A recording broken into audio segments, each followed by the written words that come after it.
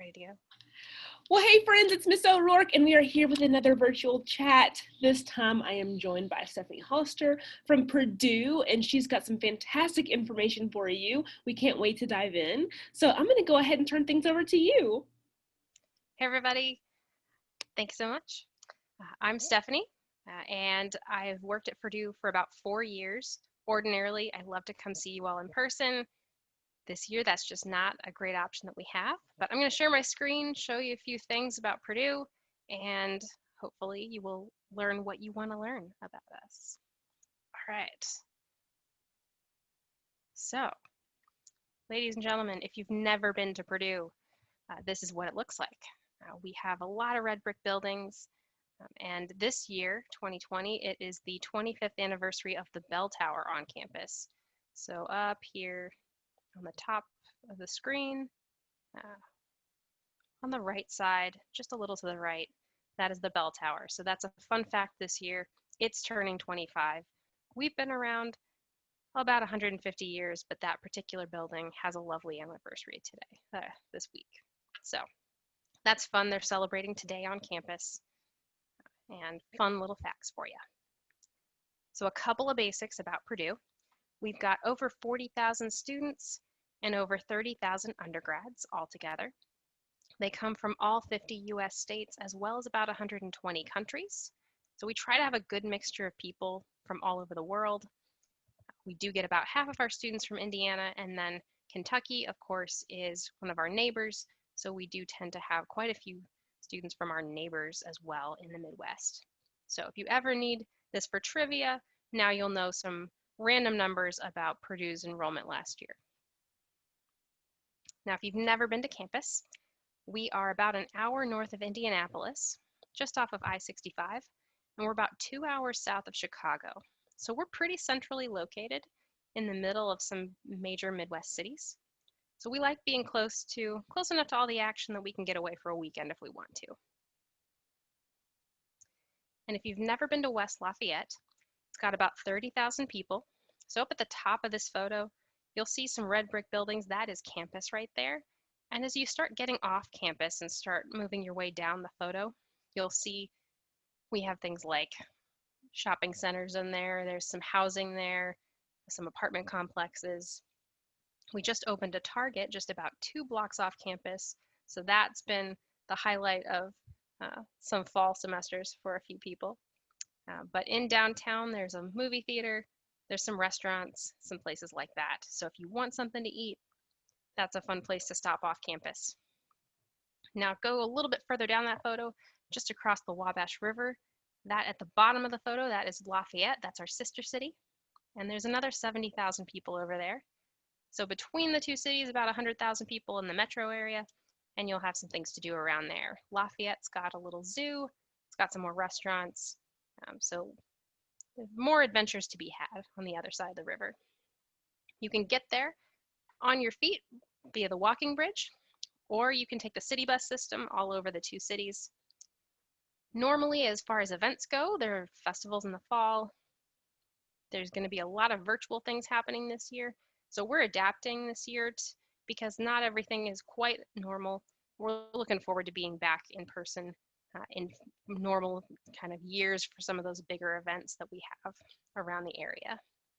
Now on the bottom right, that's a picture of the farmers market, and it comes to campus on Thursdays. And it's a lot of restaurants and a little bit of produce, a little bit of flowers. So really, if you want something different for lunch on Thursday, it's a great place to stop. And if you would like a sugar recommendation, I can tell you where the best scones, cinnamon rolls, pie, cookies, I can help you with that. So just email Stephanie and I will tell you all the things about the sugar.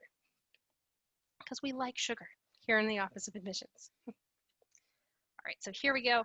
On the bottom left, that's the ice skating rink. When it gets cold, that'll be up and running. But if you want to get outside of the small college town, if the hiking and the trails we've got around isn't quite enough, you can go a little further out. Indy's just an hour away. Chicago's 2 hours away, so that's a really great weekend trip. There's also lots of state parks and hiking in the area, so you've got some options there as well. So that's a little bit about off campus. When you head back to campus, we've got Big Ten sports. So there are 18 Division I teams. Feel free to check them out. They have a lot of fun. Football being the biggest sport in the fall. Spring, of course, basketball season in Indiana. My favorite thing to watch is volleyball, but that's also the only sport I can play without really badly embarrassing myself. So I have a lot of fun with that, and that's my favorite of all the teams. If you want to play Division I, that's something you can pursue, but there's also lots of club teams that travel and intramurals that just stay on campus. So if you want to keep playing sports but don't want to be quite that competitive, you've got some options. There's also about 1,000 student organizations on campus. So everything from 12 different bands and orchestras to the outing club that goes kayaking and hiking and rock climbing. So you've got some different choices to fit just about anybody. So whether you like to volunteer and want to jump in with Cause for Paws and help them find homes for animals, maybe you want to build a go-kart with a team of people and race it in the Grand Prix in the spring. That's an option as well. We also have a Greek system on campus. So if you'd like to be part of that, that's an option as well. The Boilermaker Special is that photo on the right. That is our mascot. It is an old converted fire truck, and the Reamers Club takes it everywhere. They go to home games, they go to away games, they drive it around town, and sometimes they give free rides on Friday afternoons, which is a lot of fun as well. But really, there's clubs for things like the Doctor Who fans, swing dancing, just about anything you can think of, we probably have it. So you've got some choices there for things to do in your evenings when you're not working on your homework. Now, on the academic side of things, there's plenty of different possibilities. Purdue has 200 different undergraduate majors to choose from, and within those majors, you can do things like research. There's programs for that in every department on campus. So it's not just STEM students doing research. So no matter what your interests are, we should be able to help you find something if that's something you want to do as part of your college. We also have an honors college on campus, and research is one of the big things that they focus on. So they like to make sure students get a chance to do research, study abroad, leadership. So they try to make sure that those opportunities are fit in, as well as interdisciplinary academics. So helping you learn as a student and as a professional how to interact with other fields, to communicate, to solve problems that you're working on together. Now, Honors College isn't designed to make your student experience tougher. It's just designed to focus it a little bit differently. So it's open to students from any major at Purdue, and it is an application-based program. So as part of the application to Purdue, there are 2 extra Honors College essays to write. So if you're interested in applying to Honors College, you can do that on the freshman application, which I'll talk about a little bit more in a little bit. So outside of honors, we do have some certificates on campus as well. Our certificate in entrepreneurship is our most popular. It's designed to help students who want to own their own business to get the skills and get the knowledge base to get all of those things set in motion. So if you have any interest in launching a business at some point, I highly recommend it. Our other certificates are over in liberal arts, and they are called Cornerstone. And Cornerstone is designed for students in STEM fields to help gain communication skills, as well as some history of their disciplines. So they are focused on areas like technology and healthcare, and they have a lot of fun getting some of those communication bits so that you can talk about technology with someone who has no idea about technology. So kind of how to talk to somebody who doesn't understand your discipline about what you do. So you can check those out on the website as well. Now, students at Purdue have to begin in a major, and we have everyone apply to a single major, but if you want to add a degree, there's plenty of ways to do that. So if you want a double major, you can. If you'd like to add a minor or 2, I do know one student who has 3 minors and a major. So there are lots of different possibilities.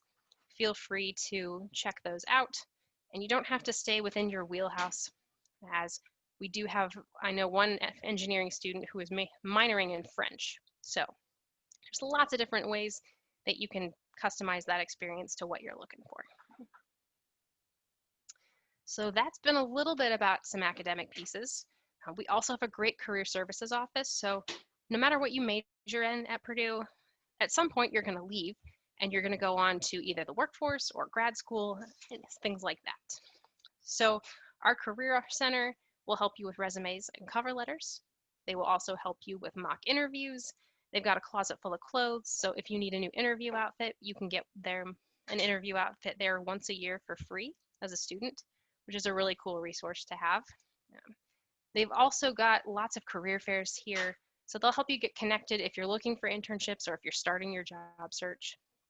They're also the housing of our pre-professional advising team. So if you want to be pre-med or pre-law, pre-dentistry, things like that, they'll help you make sure you get all of your prereqs taken care of before you start those applications. So whatever you're headed to next, that's a great place to stop at Purdue. So that has been a brief whirlwind of some of campus. I'm going to chat a little bit now about the actual admissions process so you know what you're headed for there. So here's the brick and mortar of applying to Purdue. All right, I mentioned a little bit ago that we have about 200 different majors and that we have you start specifically in a major. So everyone applies directly to their major. We have a lot of choices. If you can't find something you're looking for, feel free to reach out. We can see if we've got it and see if it's in the academic college you would expect, or maybe it's just hiding under in a different department on campus. If you don't know what you want to do just yet, there is a thing called exploratory studies that gives you up to 4 semesters to figure that out. Most students in exploratory can figure out their major within the first year and still graduate in 4. So if you're one of those students like I was when I started college who had a couple of things that I liked but wasn't really sure where I was headed, that's a really great place to start. But once you've found the major of your choice, this is what your completed application is going to look like. So all of our freshmen use the Common App. So you'll put in your basics, your name, where do you live, where do you go to school, all that good stuff. Then you'll put in your Purdue questions. We do ask 2 extra short answers. Basically what these boil down to is why are you interested in Purdue and why are you interested in your major? They're not designed to be crazy complicated. We just want to know what your basic plans are. We limit you to 100 words or less on these, so they're not designed to be essays. We just want to get to know you a little bit. Once you get through your basics, you'll get to the self-reported grades and test scores section. And we have at Purdue required now students to add all their classes for the first 3 years of high school, have them put in their grades, and then report any SAT or ACT scores that they have. We do this so it gives you a little bit more control over when your application is finished. So that means when you're finished with all of this, we won't need an official final transcript until after you graduate, as long as everything in here is filled out correctly. This helps with that whole I forgot to order my transcript thing, or I forgot to send my test scores, which can be stressful. Now, one note about test scores this year is for students applying for fall 2021, we are test flexible this year. We know that a lot of things have gotten thrown off in this 2020 interesting season that we're in, and we know that a lot of tests have been canceled and rescheduled, and not everybody has had the opportunities that they've wanted. So if you don't have test scores this year, you can still be given full consideration in the admissions process. So whether you have test scores or not, for this specific year, Purdue will review your entire application for admission with or without those test scores. All right, so once you get past all that self-reported section, you'll write your regular essay. We use just the Common App essays. So pick your favorite of the 7 or so questions, tell us a little bit about you. And then finally, there's a $60 application fee. And we also utilize the Common App fee waivers, as well as a couple of specific Purdue fee waivers as well. So if one of those applies to you, feel free to utilize that. And once you've filled everything out, at the very end, you must click the submit button or it does not come to our office. So make sure you hit submit. And then once you do, we will start reading. So we do read everything in a student's application. So all these things you see on the screen here, those are all reviewed. The first thing we'll check for are our minimum high school coursework requirements. So basically at Purdue, we don't have any required GPA or test score marks. But we do want students to complete during their high school career the equivalent of 4 years of math and English, 3 years of science and social studies, and 2 years of foreign language. So once we check for those pieces, those courses, we'll look and see what kind of grades you've gotten so far. We'll check test scores if you have them. We'll look at what you do for fun. We'll read your essay. If you have recommendations, you can send those as well. They're not required, but they can tell us a little bit more about the picture of the student that is you. So we'll look at all these different things, and then when you get your decision depends on when you apply. So I'm going to hit dates and deadlines now in a little bit of a whirlwind, and we'll see what kind of information, if there's anything I've missed, then we can back up and make sure that I've gotten that for you. So dates and deadlines. Every year, the application opens on August 1st. So seniors, that's your first crack at an application every year. So if you're a junior this year and thinking about next year, that's when it'll open up for you. The FAFSA will go live in October. So if you're thinking about applying for financial aid, that's a date to keep in mind as well. But all students have 3 months till our first big deadline. At Purdue, we utilize early action applications. So basically, if you've completed your application by November 1, you will get your admissions decision on January 15th. Now, early action, it really just means you apply early, you hear back early. It's not binding, you're not committed to anything. This just gives you an earlier decision. Now, November 1 is also the priority deadline for computer science, professional flight, and nursing, and it is the firm deadline for veterinary nursing. So that's something to keep in mind. I also think it's a really good idea for students looking at engineering, as that is also a competitive program at Purdue. Now, all students who apply by November 1 are automatically given consideration for merit scholarships. So what that means is your file is read for admission and it's also read for scholarships. So they use a holistic review for that, very similar to all the things we look at in your admissions application. And there's no set GPA or test score range. Typically, there's enough funding for about 15% of students to receive a merit scholarship. So it's not very common, but it's an automatic review of every application that comes in by November 1. Merit scholarship letters this year will go out with the admissions decisions. And then Honors College, well, as I mentioned before, if that's something you're interested in, there are 2 essay questions on the application for Honors College. If you meet the November 1 deadline, Honors College will review that file and give you a decision on that as well. And Honors College decisions come out by end of February. So it's a little bit different timeline to the regular process. So that Honors College process comes a little bit later. I just threw a lot of things at you. So basically, lots of things happen on November 1. If you miss November 1, you can still apply. A regular decision for us is January 15th. So that day that our early action students get their decision is also regular decision deadline. So if you apply in regular, you'll hear back by the end of March. After that, we also suggest completing your FAFSA by March 1st. That way our financial aid office has some time to get aid packages out. And usually those come out by the beginning of April, so you've got some time to spend with those, see if it's a good financial fit.